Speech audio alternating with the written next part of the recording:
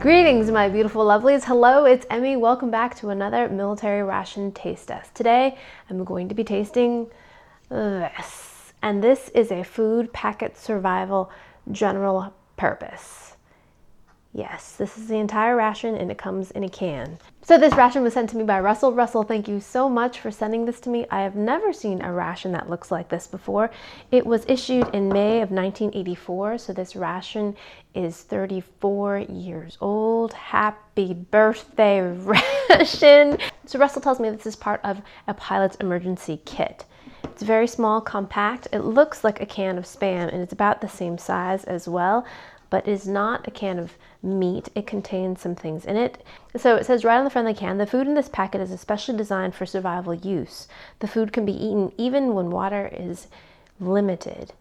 If you are exposed to salt water spray or have swallowed salt water, do not use the soup and gravy base.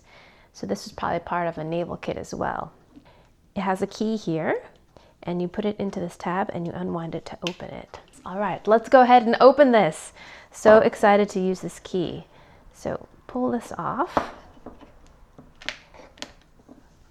So that was just welded on there and it has a little slot. So we'll lift this up and then we'll use this key to open up the can. Just twist it.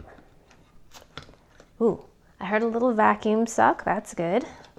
And there's some score lines here, which will open up the can. Opens up really easily, actually.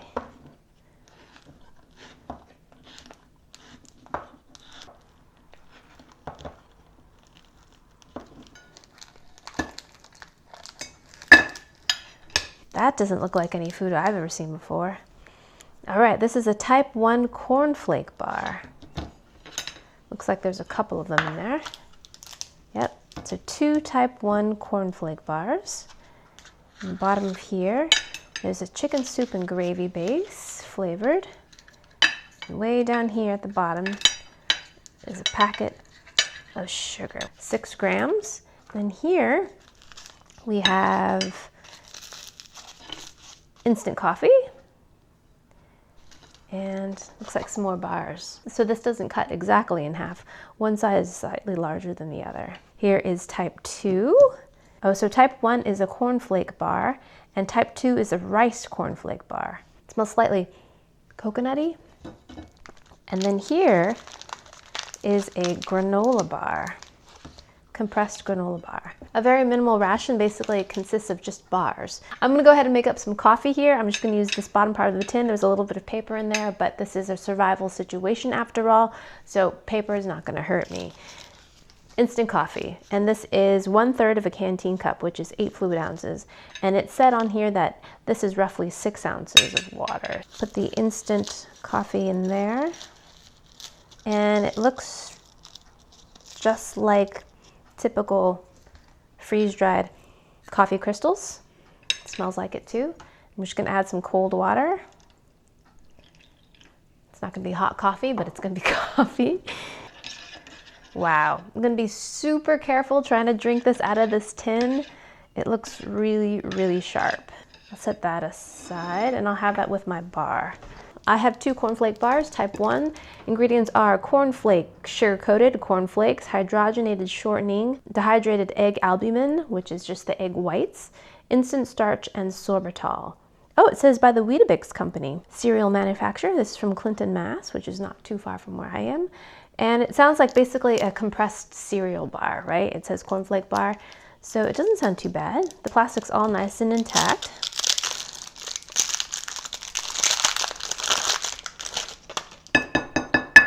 Pretty firm. And when you crack it, it breaks pretty easily. It has kind of the shape of Weetabix too. Have you ever had the Weetabix cereal before? Yeah, it doesn't smell so fresh. It smells a little bit musty. All right, let's give that a go. Itadakimasu.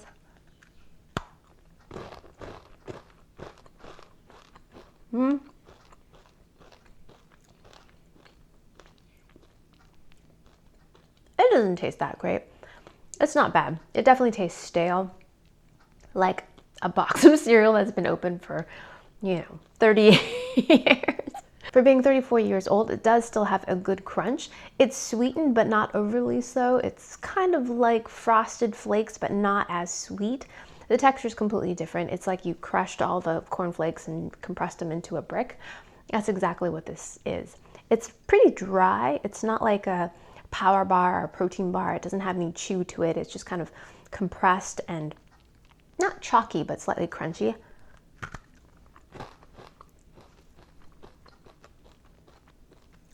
Sugary, not a whole lot of flavor. It just tastes like, you know, cornflakes, but stale. Now let's give our coffee a sip. It's in this very sharp tin. Here we go, cheers. Yeah, well, so that tastes like instant coffee crystals, which always to me taste a bit burnt and coffee-like, but that's pretty bad because it's cold. It's just cold coffee. Just feels like it's been sitting out for a long time. But in terms of flavor, it tastes just like your typical coffee crystals. It's just not hot.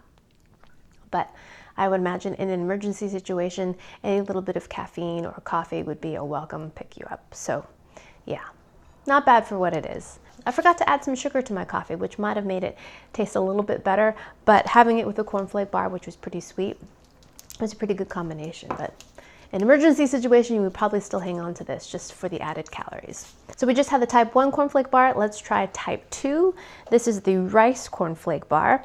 This also has sugar-coated cornflakes, rice oven puffed, hydrogenated shortening, egg albumin. So this is basically the same exact thing as the type 1, but it contains rice cereal as well. Again, made by the Weetabix company. This one too is nicely sealed. This only comes with one of these bars. This one actually smells a little bit more stale than the type 1. Here's a type 2. This one has a little bit less of a crunchy snap than the first one.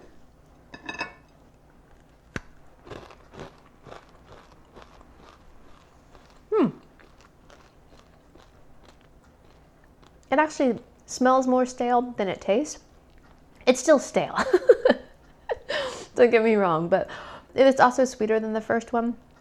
And the texture is a little bit different, a little bit more crumblier. It does have a crunch like the first one, but a little less so, and pretty similar in flavor. When I first smelled it, I thought I smelled coconut. It has a kind of oily, vegetal, slightly stale, rancid smell to it, but there's no coconut in this whatsoever. The flavor is pretty similar to the first one, a little sweeter, a little less corny, and more about a textural difference. This is slightly more crumblier and less crunchy than the first, but pretty similar to the first one.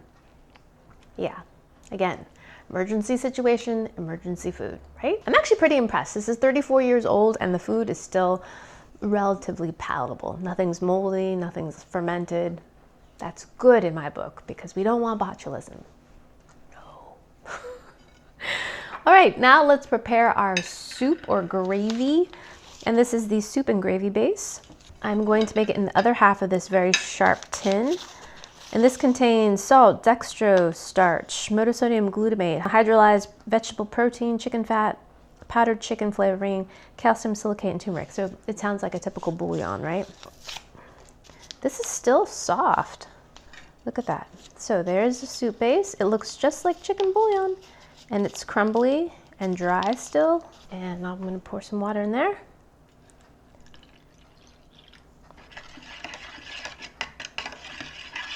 It smells exactly like the soup base that you find in those inexpensive ramen noodle packets. Exactly. Having cold coffee and cold soup really makes you appreciate the beauties of having hot food and what happens to your senses and your taste buds when you consume something warm. It's just a completely different experience, right? There's our soup, and now let's open up the granola bar. This contains rolled oats, brown sugar, vegetable oil, rice, rolled whole wheat, non-fat milk solids, almonds, dried unsweetened coconut, corn syrup, honey, natural flavors. This looks like the vacuum seal isn't quite as tight as it could be. This is made in Edinburgh, Texas. So this too has the profile of a slice of Spam. Doesn't smell so great. If we snap it, it snaps pretty easily.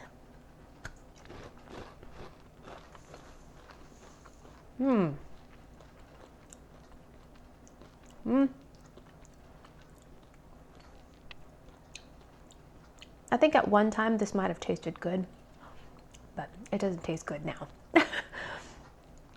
Yeah, it tastes coconutty and is very dry and has a cereal texture, very compressed, but it has a very off milky flavor to it. And I think that's probably a testament to the fact that this is 34 years old. It actually reminds me a little bit of like baby food, like something you would give to a baby, kind of milky and cerealed, but not tasty. All right, now let's have our cold chicken soup. Oh my goodness, that definitely needs a bit more water. That tastes exactly like chicken bouillon that you would find in your instant ramen noodles, or those little packets of Lipton soup that come in a flat pack with like those funny noodles that are only like a half an inch long and really thin. That's exactly what this tastes like, except it's cold. It really, really stresses how hot soups are so much better than cold soup. It's kind of depressing and sad having cold soup, but you are getting some salt and you are getting some calories in that. So in a survival situation, again, that's probably really welcome because it actually tastes like food or tastes like something similar. All right, so that was a food packet survival general purpose ration, very, very minimal ration, very much in the situation of an emergency. And in a situation like this, I think this is actually quite ideal. It's small, it's compact, it gives you some calories, it gives you some sugar, and hopefully you have enough water to actually make some of these things, but if you don't, you could still consume these for some calories. Alrighty, so there you have it. There's the food packet survival general purpose. Big thanks to Russell for sending this to me. Thank you guys so much for watching. I hope you guys enjoyed that one. I hope you guys learned something. If you're interested in seeing me taste more rations, be sure to check out the military ration playlist where I've tasted many, many different packets or rations, including international rations and US ones as well. And yeah, be sure to share this video with your friends. Follow me on social media. Make sure you get yourself a Winston t-shirt if you haven't gotten yourself a shirt already. And I shall see you in my next video. Toodaloo, take care, bye!